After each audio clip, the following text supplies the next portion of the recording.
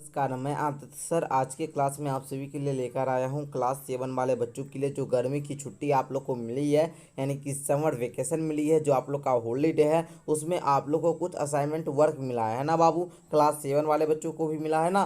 भी आज हम लोग क्या करेंगे, जो विज्ञान विषय का आप लोग का होमवर्क मिला है ना गर्मी की छुट्टी में, उसको आज हम लोग सॉल्व करेंगे। ओके, तो आई होप कि आप लोग पूरा वीडियो को कंप्लीट देखिएगा एंड एक एक क्वेश्चन को अच्छे तरीका से आप लोग बनाइएगा। ठीक है बच्चों, क्वेश्चन बहुत आसान है, फिर भी आप लोग प्यारे बच्चों आपको समझना बहुत ज़्यादा जरूरी है। समझ लीजिएगा तो आप लोग स्वयं से भी कर सकते हैं ना। विज्ञान के सभी प्रश्नों का इस वीडियो में हल मिलेगा। तो सबसे पहले मैं आप लोगों को कहना चाहूँगा कि अगर आप लोग वीडियो को अभी तक लाइक नहीं किए तो जल्दी से सारे बच्चे लाइक कर लीजिए, ताकि हमको भी लगता है कि बच्चे को ये वीडियो की इंपॉर्टेंट थी एंड बच्चे को जब वीडियो मिला तो बच्चे पसंद किए है ना। एंड चैनल पर नए तो सब्सक्राइब कर लीजिए, क्योंकि अभी इंग्लिश का बच्चा है, सोशल साइंस का बच्चा है, संस्कृत का बच्चा है, सारा आपको मिलते जाएगा है ना।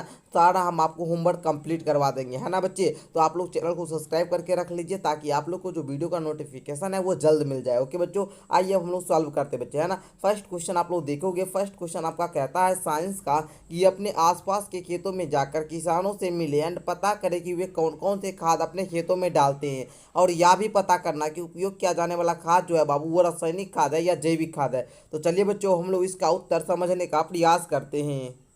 बच्चों आप लोग फर्स्ट क्वेश्चन के उत्तर में क्या लिखोगे, चलिए हम लोग समझ लेते हैं। तो बच्चों उत्तर में लिखना होगा कि किसानों से बात करने पर। हमने किसान का क्या क्या बच्चों इंटरव्यू लिया। हमारे पास में जो एक किसान थे, बड़े बुजुर्ग थे, बहुत उम्र दराज थे है ना, 80-85 साल हो चुका था उनका। तो मैंने उनसे कुछ बातें पूछा एंड पूछने पर पता चला कि वो जो है वो किस खेत में रासायनिक खाद का भी यूज करते हैं एंड जैविक खाद का भी यूज करते हैं। जैसे अभी 2-3 बार हो जाता है ना, तो खेत में एक बार गोवा यानी गोबर दे देते हैं, ताकि मेरा जो फसल है वो अच्छा होगा। एंड जब भी फसल बुआई कर देते हैं तो रासायनिक खाद तो हर बार यूज करते हैं, लेकिन जैविक खाद जो होता है बाबू, गोबर वगैरह, इसका यूज 2-3 साल में करते हैं। ठीक है, चलिए मतलब दोनों का इस्तेमाल करते हैं। ठीक है, रासायनिक खाद का भी जैविक खाद का भी। आपको पता होना चाहिए कि रासायनिक खाद का निर्माण कल कारखानों में होता है, जैसे यूरिया वगैरह आप लोग जानते होंगे है ना। यूरिया, डीएपी, पोटास, ये सब क्या है बाबू, रासायनिक खाद है। एंड जैविक खाद के अंतर्गत आता है गोबर, कंपोस्ट, वर्मी कंपोस्ट।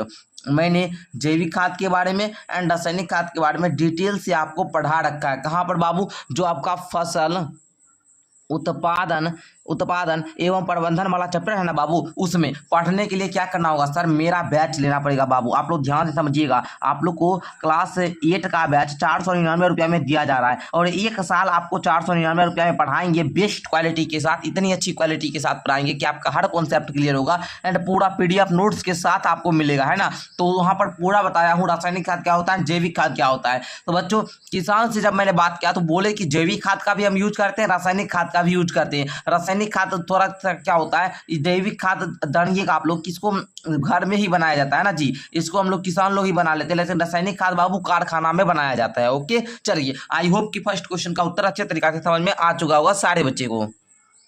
ये बच्चों हम लोग सेकंड क्वेश्चन को देखने का प्रयास करते हैं। सेकंड क्वेश्चन आप लोग के सामने एंड कहता है कि आप गर्मी की छुट्टी में अपने घर के गमले में लगी एक पौधे की पत्तियों को काले कागज से आपको ढकना है। ढकने के बाद कुछ दिनों तक उसको धूप में रखना है एंड धूप में रखने के बाद हमको क्या करना है, जब कुछ दिन बीत जाएगा तो उसको कागज को हटाकर देखेंगे कि पत्ती जो है बाबू उसका रंग में इत्यादि में कोई परिवर्तन होता है। अगर होता है तो बताएंगे, अगर नहीं होता तो वो भी बताएंगे। अगर उसके पत्तियों के रंग इत्यादि में कोई परिवर्तन होता है तो आप इस परिवर्तन का कारण बताइए कि परिवर्तन हुआ तो काहे हुआ जी, और साथ ही एक प्रयोग करके सिद्ध कीजिए कि पौधा में प्रकाश संश्लेषण के लिए प्रकाश क्या है बाबू, आवश्यक है। तो चलिए बच्चों हम लोग इसका भी उत्तर समझ लेते हैं।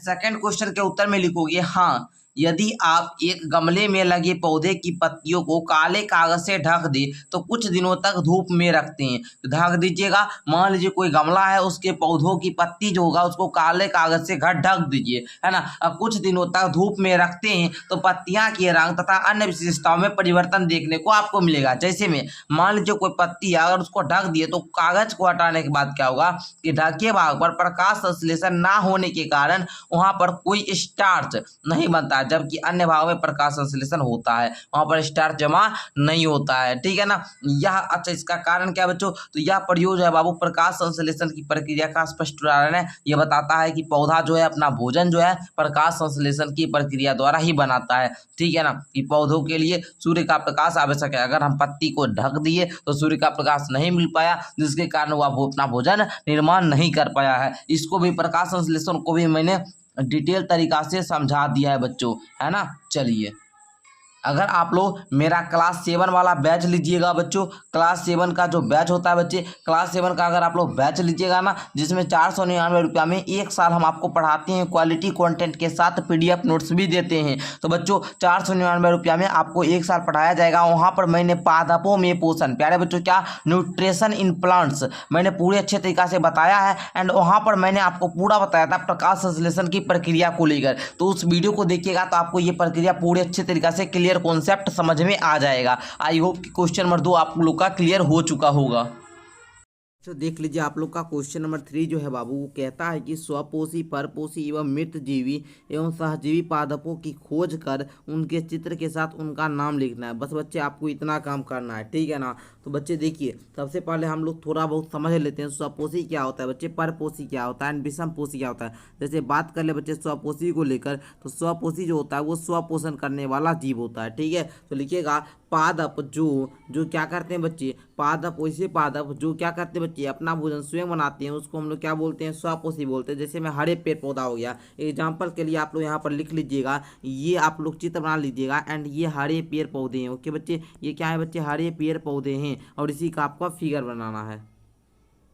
एंड नेक्स्ट आप लोग देखिएगा बच्चे, बोलता था परपोषी। तो बच्चों देखिएगा परपोषी में आप लोग कैसे बनाइएगा। जैसे परपोषी पादप में आपको बताना था, तो बताइएगा कि वैसे पादप, परपोषी पादप में क्या बताइएगा कि वैसे पादप प्यारे बच्चे, क्या बच्चों बताइएगा, वैसे पादप जो अपना भोजन अन्य जीवों से प्राप्त करते हैं, जैसे कि परजीवी और शिकारी पौधे। आ जाइए बच्चों, ये देखिए बच्चे, ये जो आप लोग देख रहे हैं ये है बाबू शिकारी पौधा। क्या है बच्चे, ये है शिकारी पौधा। एंड ये अपना भोजन जो है बाबू स्वयं नहीं बनाता है ना, ये दूसरे पर निर्भर रहता है ना बच्चे। तो ये देख लीजिए, इस प्रकार से थोड़ा बहुत बना दीजिएगा, झाड़ीदार ये ऐसे ऐसे बना दीजिएगा, जैसे एक दे दिए ऐसे, उसके बाद इस पर ऐसे ऐसे ऐसे कलम करके बना लीजिएगा, ओके बच्चे। चलिए, आई होप कि आप लोग ये बना लेंगे। एंड नेक्स्ट आपका तीसरा बोल रहा था मृतजीवी पादप पर, तो इसको भी पहले हम समझाते हैं ताकि कॉन्सेप्ट क्लियर होते जाए बच्चे। मृतजीवी पादप जो होता है बच्चे, इसको लिखिएगा देकर कि जो अपना भोजन मृत कार्बनिक पदार्थों से प्राप्त करते हैं, जैसे में फफूंद वगैरह हो गया, कुछ जीवाणु हो गया। एग्जाम्पल के लिए आप लोग लिख लो, ये जो आपका जीवाणु वगैरह होता है ये क्या है बाबू, मृत जीवी है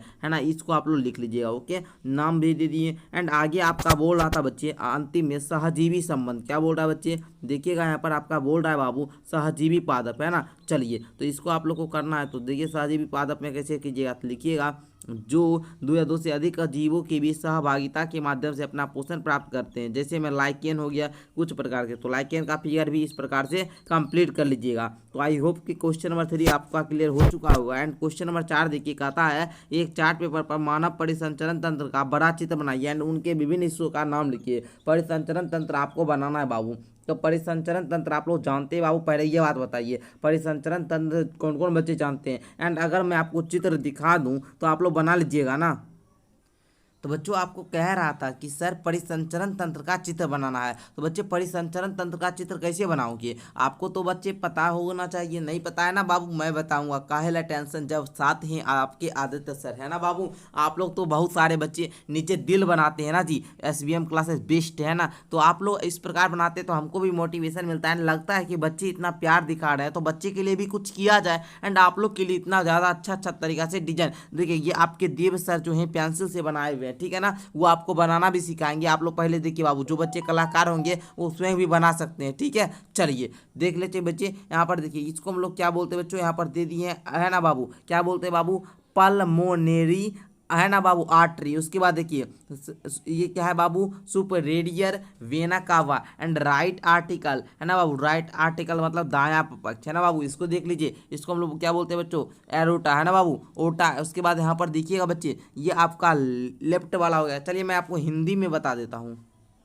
तो आइए बच्चों हम लोग देखते हैं। देखिए बच्चों, इस प्रकार से पहले फिगर बना लोगे। इसको बच्चों हम लोग क्या बोलते हैं बच्चों, महाशिरा बोलते हैं। एंड यहाँ पर आप लोग देखिएगा, ये जो पार्ट है आपका, ये दायां आलिंद होता है। क्या होता है बच्चे, दायां आलिंद होता है। एंड ये वाला आपका त्रिवलन का पार्ट होता है। ओके बच्चे। एंड ये वाला आपका दायां निलय होता है, ठीक है ना। इसको हम लोग हृदय वरण बोलते हैं। एंड इसको बायां निलय बोलते हैं। एंड इसको हम लोग द्विवलनी का पार्ट बोलते हैं। इसको बायां आलिंद बोलते हैं। इसको फुफ्फुस शिरा जो होता है बाबू, उसको बोलते हैं। एंड इसको हम लोग महाधमनी बोलते हैं।